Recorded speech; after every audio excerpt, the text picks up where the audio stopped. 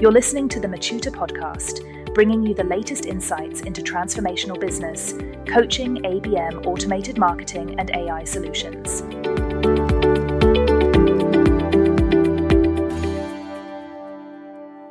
Hello everyone, welcome back to another episode. Content marketing for the modern CMO. If you're a fractional CMO, a marketing leader, juggling multiple clients, or even just someone trying to make sense of today's content landscape, this one's for you. We're going to chat about how to build content strategies that actually work, how to get the most mileage out of every piece you create, and how to do all of this without burning out or needing to clone yourself. Sounds good? Let's get stuck in. Right, so let's start with where we are today. Content marketing isn't new. We've been talking about it for years. But the game has changed quite dramatically. The modern CMO, especially if you're working fractionally or across multiple businesses, faces this interesting paradox. In one hand, content has never been more important. It's how we build trust, demonstrate expertise, educate our audiences, and ultimately drive conversations. On the other hand, the sheer volume of content being produced is staggering, and standing out feels nearly impossible. So I was chatting with a fractional CMO colleague of mine recently, and she said something that really resonated. She said, "I don't have a content problem, I have a focus problem." And isn't that the truth? We're bombarded with advice telling us we need to be on every platform, posting daily, creating videos, writing blogs, designing infographics, hosting webinars. The list goes on. It's exhausting just thinking about it. But here's the thing, and it's a really important thing. You don't need to do everything. You need to do the right things, and you need to do them efficiently. And that's what we're going to explore today. Or to spend weeks developing elaborate content strategies for each one. You need a framework that's both thorough and efficient. And here's my approach, and I've refined it over the years of trial and error. First, I always start with 3 fundamental questions. Who are we talking to? What do they care about? And does our product or service fit into their world? It's simple, right? But you'd be surprised how often these basics get overlooked in favor of jumping straight into tactics. For the who question, I'm not talking about generic personas with names like Marketing Mary, who likes yoga and lattes. I mean really understanding the practical challenges your audience faces day to day. What keeps them up at night? What will make their job easier? What questions are they typing into Google at 2 o'clock in the morning? Once you've got that sorted, the what they care about becomes much clearer. And here's where it gets interesting. They probably don't care about your product features nearly as much as they care about solving their problems. Your content strategy needs to focus on being genuinely helpful first, promotional second. I've done a whole podcast in this a couple of months ago called the Mario Marketing Method. Go look it up. Now, I use what I call the content pillars approach. I identify 3 to 5 key themes or topics that align with both the audience's interests and their business objectives. These become your content pillars, the foundations of everything you create. For example, if you're working with a B2B software company, your pillars might be industry trends, practical how-to guides, customer success stories, thought leadership, and product education. The beauty of this approach is that it gives you focus. Every piece of content you create should fit under one of these pillars, and if it doesn't, you probably don't need to create it. This saves us from the scattergun approach where you're just creating content for content's sake. I'd also recommend doing a content audit early on. Look at what's already been created, what's performed well, what hasn't, and more importantly, why. This historical data is gold because it tells us what our audience really responds to, not what we think they should respond to. And there is a difference. Right, now let's talk about one of my absolute favorite topics, content repurposing. This is where the magic really happens, especially if you're resource constrained. Here, the mindset shift that I want you to make. Stop thinking about creating individual pieces of content and start thinking about creating content ecosystems. What do I mean by that? Well, instead of writing a blog post, recording a podcast, filming a video, and designing an infographic as separate projects, you create one substantial piece of cornerstone content and then atomize it across multiple formats and channels. Let's give it a practical example. Say you conduct an in-depth interview with a customer about how they've achieved success using our product. The single conversation can become a long-form blog post or a case study on our website, a shorter series of LinkedIn posts highlighting the key insights, maybe a quote graphic or for Instagram or Twitter, a video testimonial if we recorded it, snippets for email newsletters, data points for presentations or pitch decks, the foundation of a webinar about best practices, pull quotes for sales collateral. Do you see what I mean? One interview, 8 content pieces, and here's the crucial bit.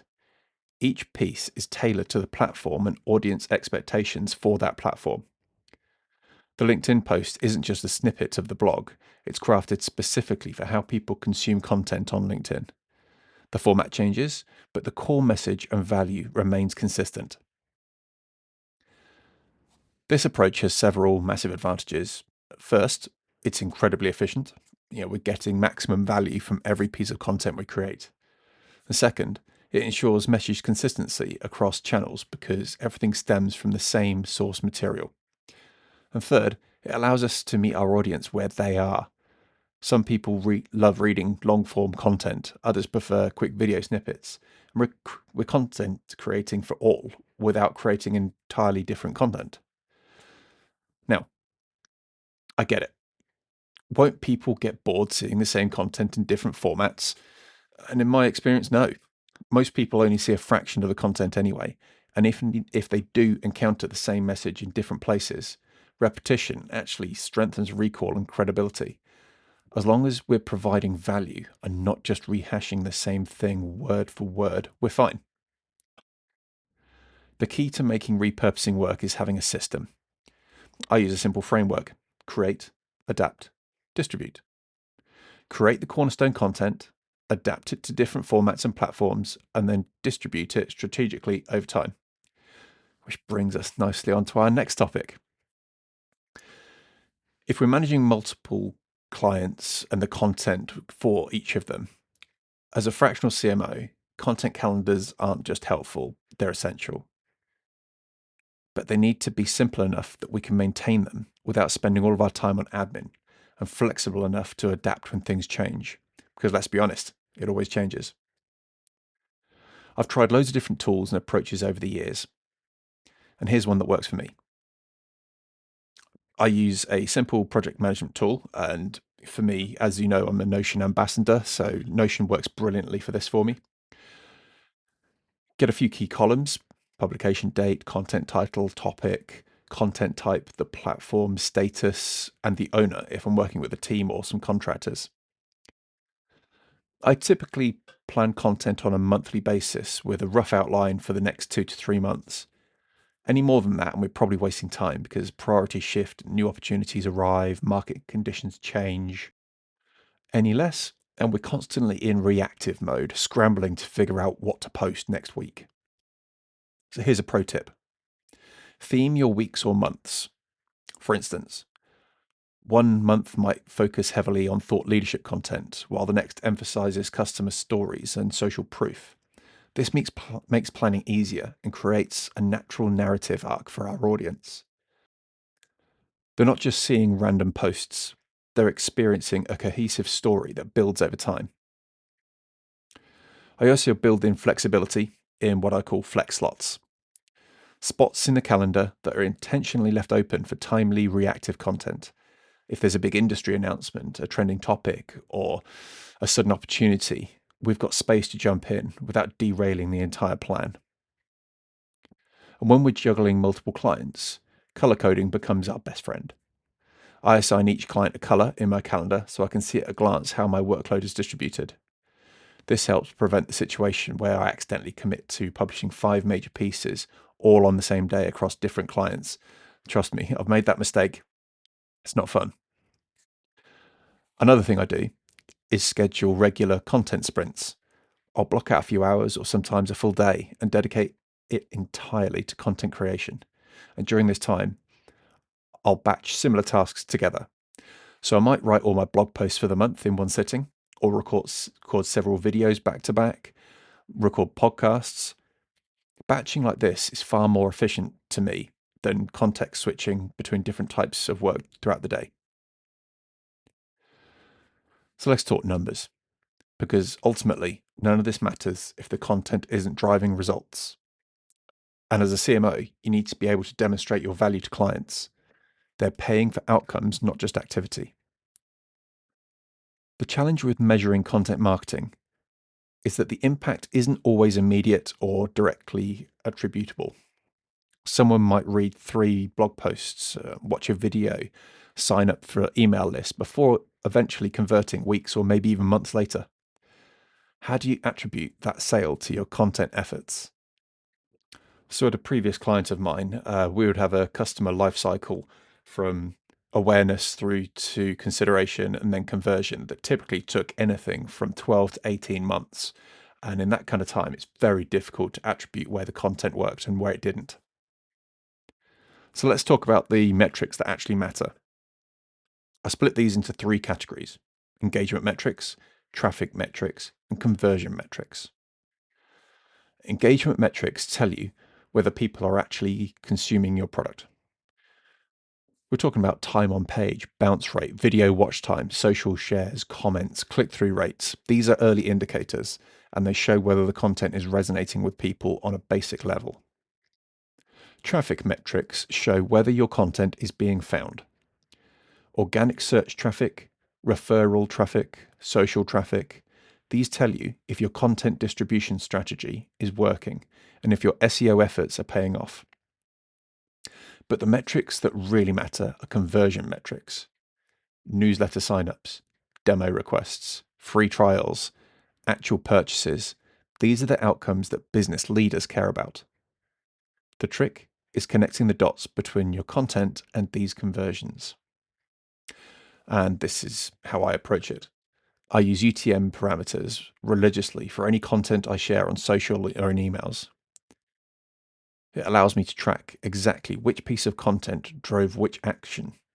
I also set up goals in Google Analytics for key conversion actions, things like reaching a thank you page after a demo request or completing a purchase. I'm also a big believer in asking people directly. When someone converts, include a simple question in your onboarding or follow-up. How did you hear about us? What resources was most helpful in your decision? You'll be surprised how often people will tell you exactly which piece of content convinced them to take the action. Now, here's something crucial.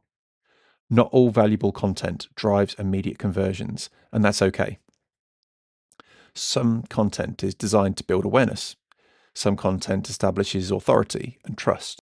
Some content educates and moves people through the buyer's journey, and you need a mix of all 3. This is why I use a content attribution model. I map content to different stages of the buyer's journey: awareness, consideration, decision. Then I looked at metrics appropriate for each stage. Awareness content might be measured by the reach and engagement. Consideration content might be the depth of engagement and return visits. And decision content by direct conversions. I also calculate simple content ROI for clients.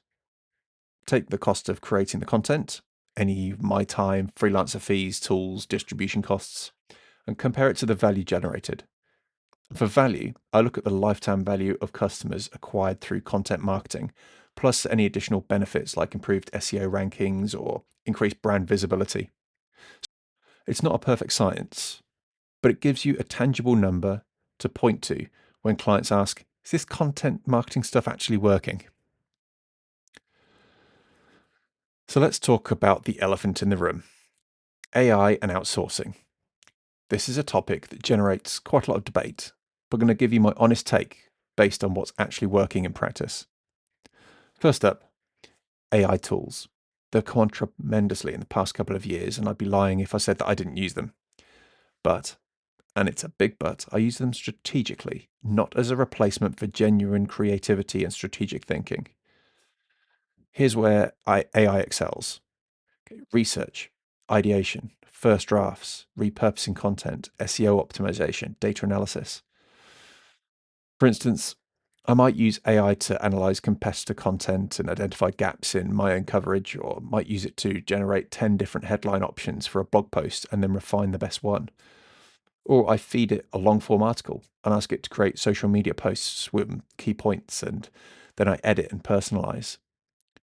Where AI falls short: original insights, brand voice, genuine storytelling, and content that requires deep industry expertise or personal experience. AI can help us work faster, but it can't replace the strategic thinking that makes content truly valuable. My rule of thumb is this: AI can handle about 60 to 70% of the heavy lifting of routine content tasks, but a human needs to cancel the final 30 to 40%. And that's what makes the content actually good. That's the final polish, adding personality, inserting specific examples, ensuring accuracy, aligning with brand voice, and that's where the magic happens. Now, outsourcing. As a fractional CMO, you simply can't do everything yourself. You need to build a network of reliable freelancers and contractors you can call on: writers, designers, video editors, social media managers. The key is finding people who understand the standards and can work independently without constant oversight. I maintain a roster of about 5 to 8 freelancers across different specialisms. I give them clear briefs, provide example of what good looked like, and establish feedback loops so they can continuously improve. And it requires upfront investment in terms of training them, but it does pay dividends over time. And here's something I've learned: pay fairly. I know it's tempting to hire the cheapest freelancer you can find, especially when you're managing costs for clients. But cheap usually means we can spend ages revising work, or worse, we publish really crap content that damages the credibility of the company. For people who are good at what they do, pay them appropriately, build a long term relationship. You'll get better work, faster turnarounds, and less headache. Simple as that. I also create templates and systems that make outsourcing easier. I have blog post templates, social media caption templates, email templates, all designed to maintain consistency while allowing for creativity within guardrails. When I hand off work to a freelancer, they're not starting from scratch. They've got a framework to work within. So we've covered a lot of stuff here. Let's bring it back together with some practical takeaways we can implement straight away. First, get clear on strategy before you create a single piece of content. Know your audience deeply, identify your content pillars, and ensure everything you create serves a clear purpose. This focus will save you countless hours of creating content that doesn't move the needle. Second, embrace the power of repurposing. Create substantial cornerstone content and then atomize it across multiple formats and platforms. This approach maximizes the value of every piece you create and ensures you're meeting your audience where they are. Third, build systems that scale. Use content calendars, batch your work, create templates, and establish key processes. When you're managing multiple clients, systems are what prevent you from drowning in chaos. Fourth, measure what matters. Track engagement, traffic, and conversions. Understand which content is driving results and double down on what works. But remember, not all valuable content drives immediate sales, and that's fine. Fifth, leverage technology and people smartly. Use AI to handle routine tasks and speed up your workflow, but maintain the human touch that makes content genuinely valuable. Build a network of reliable freelancers who can extend your capabilities without compromising quality. And here's the perhaps most important point: consistency beats perfection. It's better to publish good content regularly than to agonize over perfect content that never sees the light of day. Done is better than perfect, especially in content marketing, where you can learn and iterate based on real customer feedback. And remember, content marketing isn't about creating more content. It's about creating the right content, distributing it effectively, and continuously optimizing based on results. As a fractional CMO, we're not just content creators, we're strategic advisors helping businesses build sustainable, efficient content engines that drive real business outcomes. That's about it for today. I hope you found it useful. And if you're working as a fractional CMO or a marketing manager across multiple businesses, I'd love to hear how your approach in content marketing differs to what I've just said here today. What works for you? What challenges are you facing? Drop me a message. I genuinely read everything that I get, and I often get ideas for future episodes from your feedback. But before you go, just a quick reminder to subscribe if you haven't already. We release new content every week covering practical marketing strategies for fractional CMOs and marketing managers. No fluff, no theory that doesn't work in the real world, just actionable advice you can implement straight away. Right, I'll leave you to it. Thanks for listening. I'll catch you on the next episode. But until then, keep creating content that matters, stay focused on what drives results, and remember, you don't have to do everything, just the right things. Thanks for listening to the Matuta podcast, bringing you the latest insights into transformational business, coaching, ABM, automated marketing, and AI solutions. If you liked this episode, please like, rate, and share.